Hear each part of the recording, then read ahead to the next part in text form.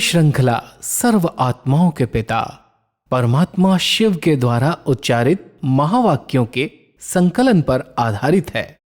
Om Shanti. Godlywood studio द्वारा प्रस्तुत अमूल्य रत्न में आप सभी का हार्दिक स्वागत है।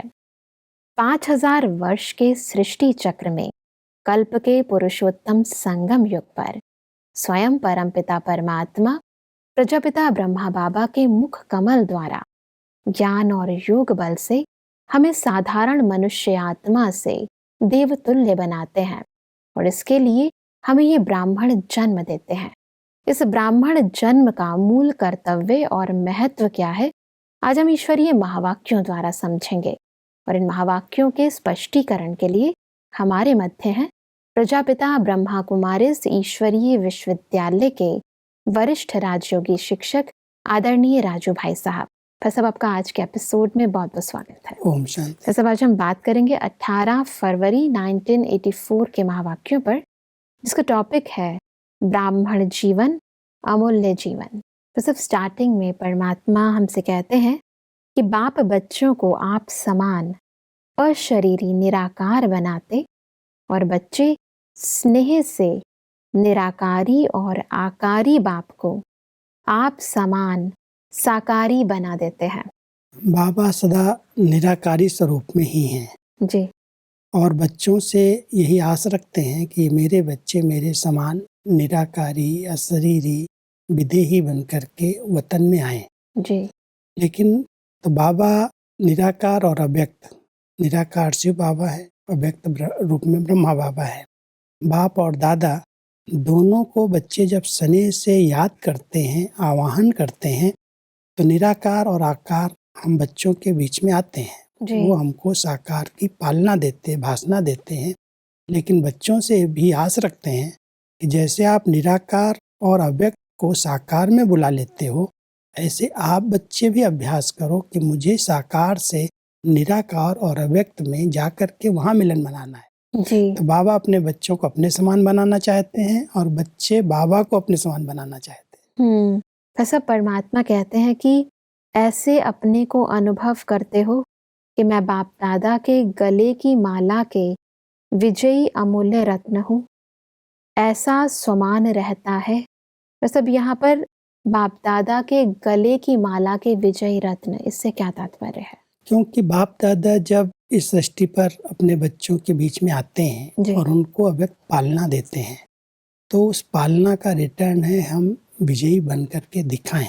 जी। तो जब हम विकारों पर, बुराइयों पर विजय प्राप्त कर लेते हैं, तो हम बाबा के गले की जैसे माला बन जाते हैं। तो एक है निराकार बाबा के गले की माला और एक है विष्णु के गले की विजयी माला जो पूजी जाती है वैजयंती माला के रूप में। तो संगम युग पर जब हम इतना अच्छा पुरुषार्थ करते हैं, बाबा के समान बनने का पुरुषार्थ करते हैं, तो बाबा कहते हैं आप बच्चे जैसे बाप दादा की गले की माला बन जाते हो, आप एक अमूल्य रतन हो। क्योंकि हम विजयी बन करके विकारों पर, बुराइयों पर, संस्कारों पर जो भी हम युद्ध कर रहे हैं, विकारों पर विजय प्राप्त करने की, जब हम विजयी बन जाते हैं तो बाप दादा के गले की जैसे हम विजयी माला के मणके बन जाते हैं। जी। परमात्मा कहते हैं कि दुनिया बाप को ढूंढती और बाप ने हमें ढूंढा। ऐसे अपने को समझते हो, दुनिया पुकार रही है कि आ जाओ, और आप सभी नंबरवार क्या गीत गाते हो। तुम ही से बैठूं, तुम ही से खाऊं, तुम ही से सदा साथ रहूं। कहाँ पुकार और कहाँ साथ, रात दिन का अंतर हो गया ना। भक्ति काल में तो हम सब ने भी परमात्मा को पुकारा, ढूंढा। जी। लेकिन इस संगम का समय ऐसा है जो बाबा ने आकर के हम बच्चों को ढूंढ लिया, अपना बना लिया, और बनाने के बाद उनके साथ मिलन मनाना, उनसे सर्व प्राप्तियों का अनुभव करना, वो हम सब बच्चे अभी कर रहे हैं प्रैक्टिकल में। लेकिन कई ऐसी आत्माएं हैं जो अभी भी पुकार रही हैं, ढूंढ रही हैं, भगवान कब आएंगे, कब मिलेंगे। और कभी कभी तो उनके अंदर से ये निकलता है पता नहीं कितने जन्म लेने पड़ेंगे। तो एक तरफ हम प्राप्ति स्वरूप आत्माएं सम्मुख में साथ का उनका अनुभव कर रही हैं, और दूसरी तरफ अनेक आत्माएं उनको ढूंढ रही हैं जब तक उनकी पहचान नहीं मिली। तो परमात्मा अपने दोनों बच्चों को, दो प्रकार के बच्चे हैं, एक ढूंढने वाले हैं, पुकारने वाले हैं, और दूसरे हैं साथ का और मिलन का अनुभव करने वाले। दुनिया वाले तो ये सोच रहे हैं कि शायद कोई अवतार अवतरित होगा और फिर हमें परमात्मा के दर्शन होंगे, क्योंकि उनको ये निराकार परमात्मा कैसे आएंगे इसकी सही पहचान ही नहीं है। जी। वो समझते हैं कोई जन्म लेंगे, जैसे जो भी देवी देवताएं आए वो समझते हैं भगवान के ही अवतार हुए। जी। परमात्मा कहते ऐसे मैं जन्म लेकर के अवतार नहीं बनता हूँ, मैं तो पर काया प्रवेश करता हूँ, मैं सदा जन्मा हूँ, जन्म मरण के चक्र से मैं न्यारा हूँ, तभी तुम बच्चों को जन्म मरण के चक्र से छुड़ा करके मुक्ति और जीवन मुक्ति का वर्षा देता हूँ। तो परमात्मा जो मनुष्य आत्माएं जिस रूप से पुकार रही हैं, ढूंढ रही हैं, उसकी सही पहचान न होने के कारण भटक रही हैं। जी। जब अवतरित होते हैं स्वयं भगवान, तब अपना परिचय देते हैं कि मैं स्वयं इस सृष्टि पर आता हूँ और स्वयं आकर के पर काया प्रवेश करके आप बच्चों को अडॉप्ट करता हूँ, अडॉप्ट करके मैं आपको नया जन्म देता हूँ। तो आप बच्चे उस जन्म के आधार से साथ का अनुभव करते हो, मिलन मनाते हो, और वो आत्माएं अभी ढूंढ रही हैं, पुकार रही हैं, उनको ये भी पता नहीं है को कैसे और कब मिलते हैं। जी। परमात्मा कहते हैं कि अभी आप निमंत्रण देते हो, बुलाते हो, फिर आपसे सेकंड के मिलने के लिए बहुत मेहनत करेंगे कि हमें मिलने दो। ऐसा साक्षात्कार स्वरूप आप सभी का होगा। ऐसे समय पर अपनी श्रेष्ठ जीवन और श्रेष्ठ प्राप्ति का महत्व आप बच्चों में से भी उस समय ज्यादा पहचानेंगे। अभी अलबेलेपन और साधारणतापन के कारण अपनी श्रेष्ठता और विशेषता को भूल भी जाते हो। कई बार ऐसे होता है कि वर्तमान समय हम जैसे अलबेलेपन में जो हमारा इतना ऊंचा भाग्य है, जो स्वयं भगवान की डायरेक्ट पालना, पढ़ाई, श्रीमत पर हम चल रहे हैं, हमारी इतनी महान जीवन बन रही है, लोगों को हम निमंत्रण देते हैं कि आप आइए, आप देखिए, आप मिलिए, तो वो लोग कहते हैं, मतलब निमंत्रण कभी स्वीकार करते हैं, कभी नहीं करते हैं। लेकिन ऐसा दिन आएंगे, परमात्मा हमें भविष्य की बात सुना रहे हैं कि आप बच्चों से मिलने के लिए लोग तरसेंगे, आपके सामने आना चाहेंगे, आपको बुलाने की जरूरत नहीं, क्योंकि आप इतनी भाग्यवान, इतनी श्रेष्ठ आत्माएं हो जो आपके दर्शन करने के लिए लोग ढूंढेंगे कि एक पल, एक सेकंड भी हम इनकी दृष्टि ले लें। इतनी श्रेष्ठ आत्माएं हो जिन्होंने डायरेक्ट भगवान से पालना ली है, उनकी पढ़ाई पढ़ी है, उनके साथ आप रहे हो, तो लोग आपके अनुभव सुनना चाहेंगे, आपकी दृष्टि लेना चाहेंगे। ऐसा समय आएगा। इसलिए अभी तो अपने भाग्य को आप इतना नहीं पहचान पाते।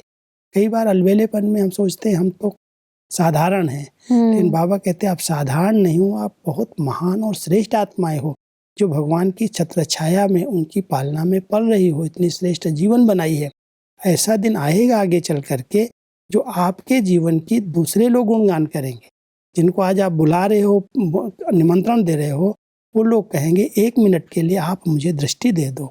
आज वही समय अभी प्रैक्टिकल आ गया जी। अभी भी लोग कहते हैं आप आकर के 1 मिनट मेरे घर में चक्कर लगा के जाओ, आप 1 मिनट मिल के जाओ हमारे परिवार से। वो दिन अभी साधारणता के खत्म हो गए। अभी वो भाग्य का, वो श्रेष्ठता का अनुभव होता है। परमात्मा ने हम बच्चों का कितना ऊंचा भाग्य बनाया है जो मनुष्य आत्माएं हम लोगों से मिलने के लिए आज समय मांगते हैं। कोई एक दिन था जब हम उनको बुलाते थे, कहते थे आइए आइए, लेकिन अभी वो समय बदल गया है। जी, परमात्मा इसीलिए कहते हैं कि अभी परमात्मा द्वारा सहज और बहुत खजाना मिलने के कारण कभी कभी स्वयं की और खजाने की वैल्यू को साधारण समझ लेते हो, लेकिन एक एक महावाक्य, एक एक सेकंड, एक एक ब्राह्मण जीवन का श्वास कितना श्रेष्ठ है, वह आगे चल ज्यादा अनुभव करेंगे। अभी वो अनुभव सबको होने लगे हैं। जी। उस समय जब परमात्मा के महावाक्य उच्चारण हुए, उस समय हो सकता है कई आत्माएं ऐसे साधारण रूप से भगवान के एक एक वर्षंस को धारण करते, समझती, अलबेली रहती। लेकिन अभी दिखाई दे रहा है समय ऐसा परिवर्तन हो रहा है जो एक एक बोल सुनने के लिए भगवान के एक महावाक्य, एक कोई वर्षन समय सुना दो। लोग अभी उस जिज्ञासा से मिलते हैं आकर के। तो परमात्मा कह रहे हैं अभी भले उस समय कोई कदर इसका करे न करे, समय ऐसे ही गंवा रहे हैं। बाबा इतनी प्राप्तियां करा रहा है, ऐसे मिल रहा है। वो दिन थे जब हम रात रात भर बाबा के साथ बैठते थे, बात करते थे, मिलते थे, उनके महावाक्य सुनते थे।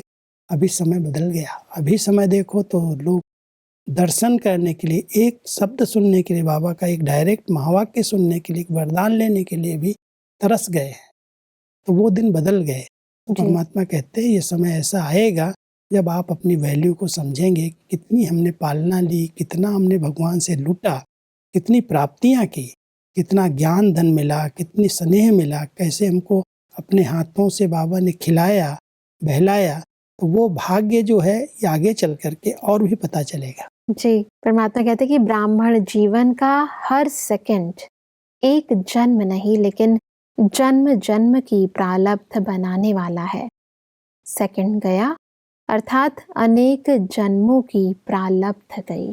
क्योंकि वर्तमान संगम के समय पर जो कुछ हम कर रहे हैं पूरे कल्प की नूंद हो रही है। जी, इस समय का एक सेकंड, एक संकल्प जो उठ रहा है उससे हमारी कई जन्मों की कमाई हो रही है। जी, परमात्मा हमारे संकल्प और समय के महत्व पर ध्यान खिंचवा रहे हैं।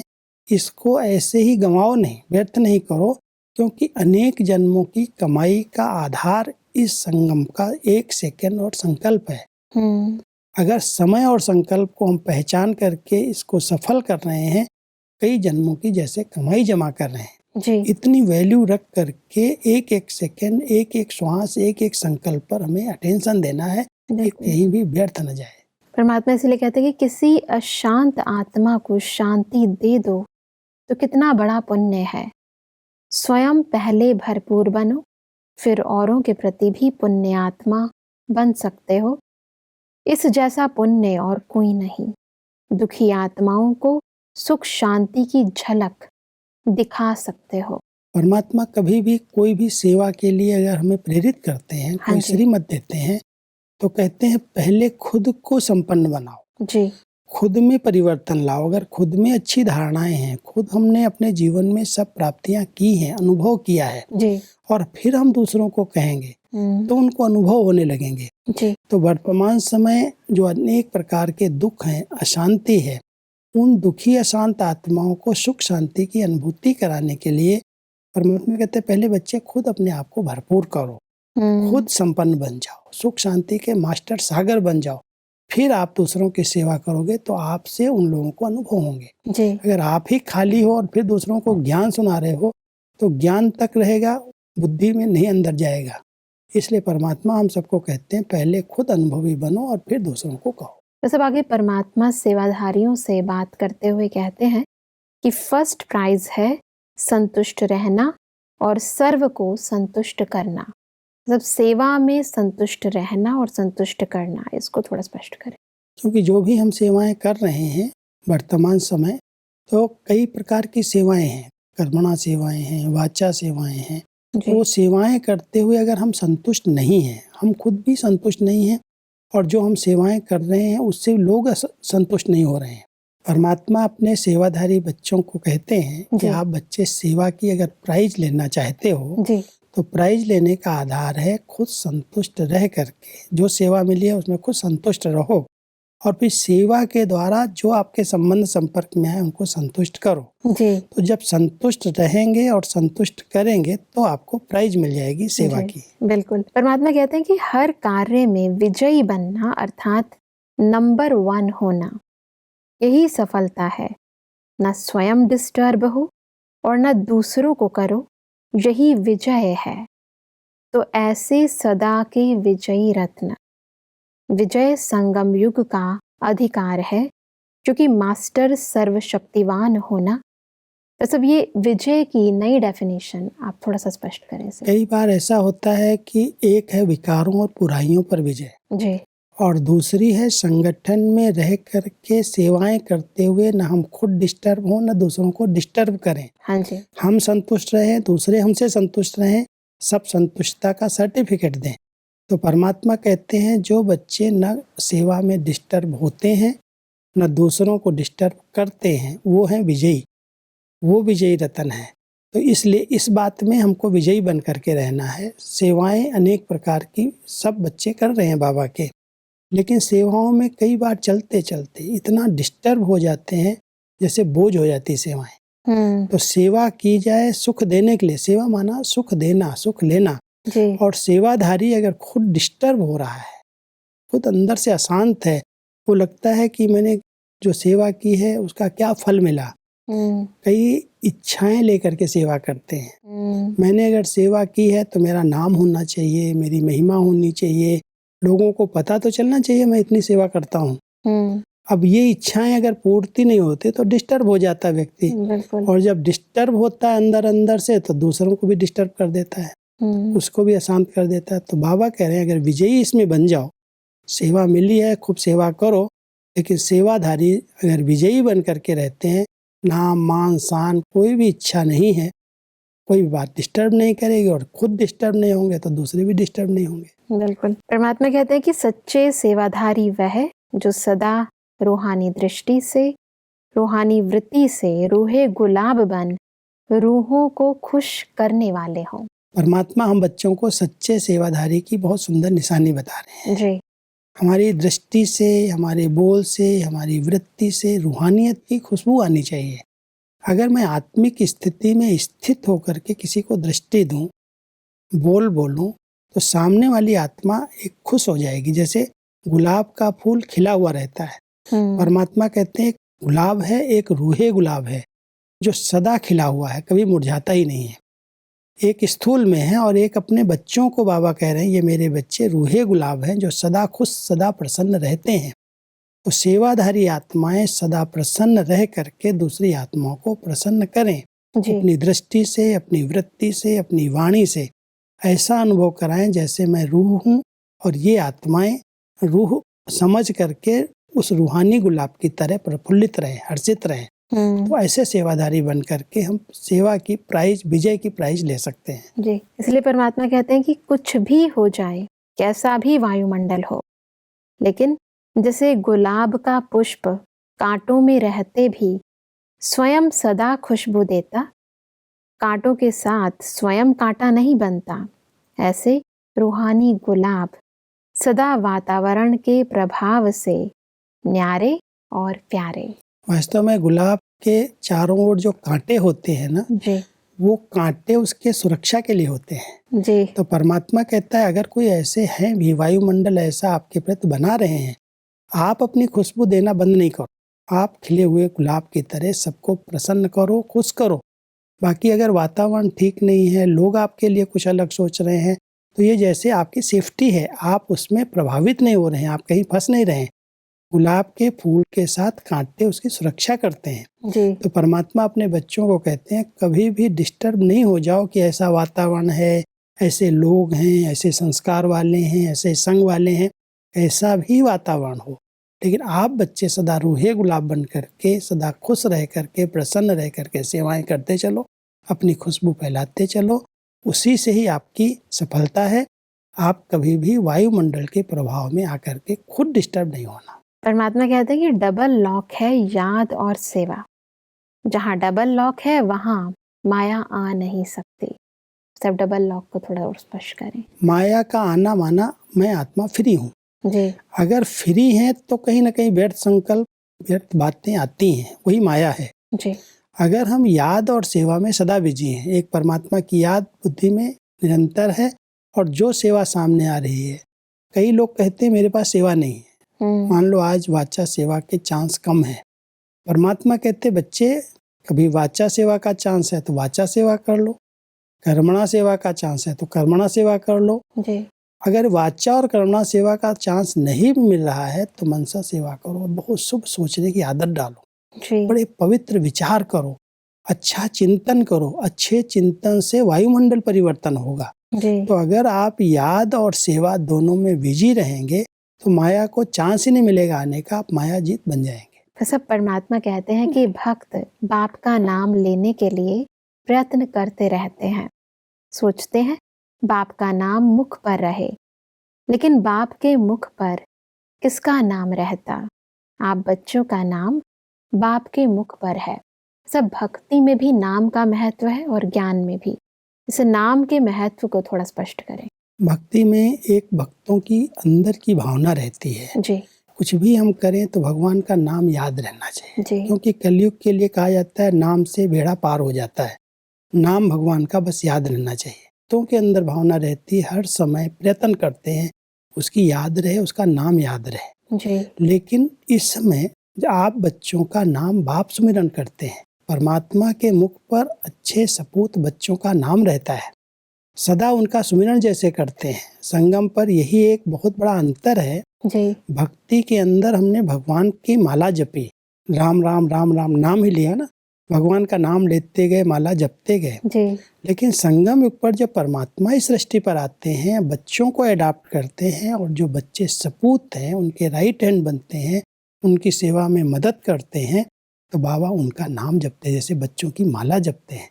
इतना बड़ा परिवर्तन आ गया कि भक्ति में हमने भगवान के नाम का जाप किया और संगम युग पर स्वयं भगवान अपने बच्चों के नाम का जाप करता है। ये बच्चा बड़ा अच्छा है, ये बच्चा बहुत सेवाधारी है, ये बच्चा अनन्य है, ये बच्चा मेरा महारथी है, ये इतना बड़ा कार्य कर रहा है। तो बाबा के जैसे अंदर से निकलता है ये बच्चा। यही दुआएं हैं वास्तव में। जी। संगम युग पर हम सबको इतना श्रेष्ठ कार्य करना है, परमात्मा के कार्य में इतना सहयोगी बनना चाहिए, जो परमात्मा वतन में रह करके मेरे नाम का जाप करे। ये मेरा बच्चा विश्व कल्याण के निमित्त है, ये भी बच्चा जहाँ पर भी है नाम भाला करके दिखाएगा।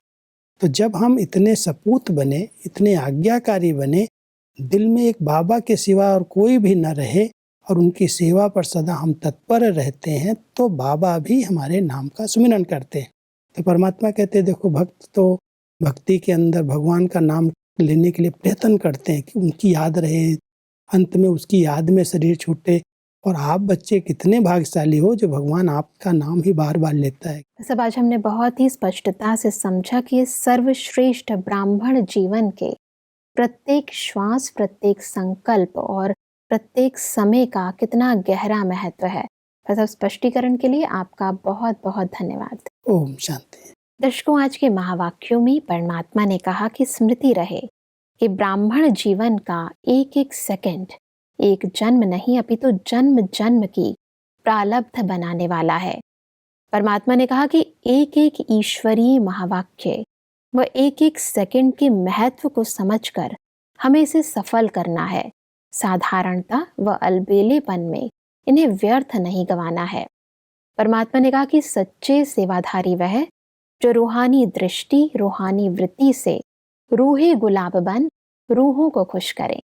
दर्शकों, आज के महावाक्यों से संबंधित यदि आपके मन में कोई प्रश्न है तो आप हमें ईमेल कर सकते हैं।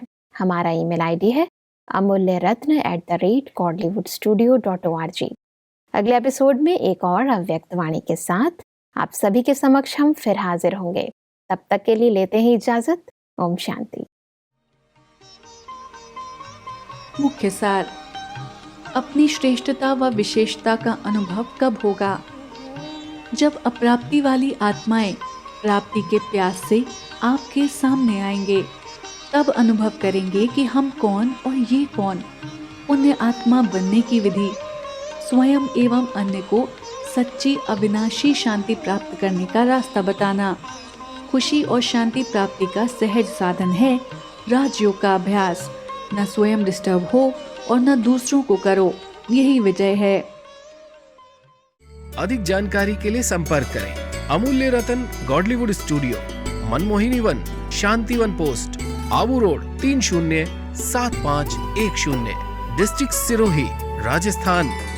ईमेल आईडी है amulyaratn@godlywoodstudio.org। इस श्रृंखला को प्रजापिता ब्रह्मा कुमारीज ईश्वरीय विश्वविद्यालय के सेवा केंद्रों पर क्लास में नियमित रूप से चलाने के लिए गॉडलीवुड स्टूडियो से संपर्क करें।